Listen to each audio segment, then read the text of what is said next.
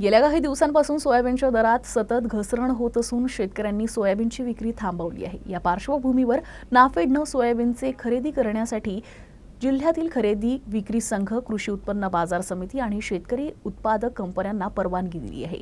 यात अकोला जिल्ह्यातील बाळापूर तालुक्यातील अंदुरा ॲग्रो प्रोड्युसर कंपनीचा समावेश करण्यात आला आहे। सोयाबीनचे भाव घटल्यानं उत्पादन खर्चही निघणं कठीण झालं आहे। यामुळे शेतकरी सैरभैर झाला असून प्रचंड आर्थिक अडचणीत सापडलाय। या पार्श्वभूमीवर शासनानं नाफेडची खरेदी केंद्रे जिल्ह्यातील 5 सहकारी आणि 5 शेतकरी उत्पादक कंपन्यांना उडीद आणि सोयाबीन शासकीय आधारभूत दरानं खरेदी करण्याची परवानगी दिली। यामध्ये बाळापूर तालुक्यातील अंदुरा ॲग्रो प्रोड्युसर कंपनीचा समावेश आहे। यामुळे शेतकऱ्यांच्या शेतमालाला किमान हमी दर मिळणार असल्यानं शेतकऱ्यांनी नोंदणी करावी असं आवाहन करण्यात आलं आहे।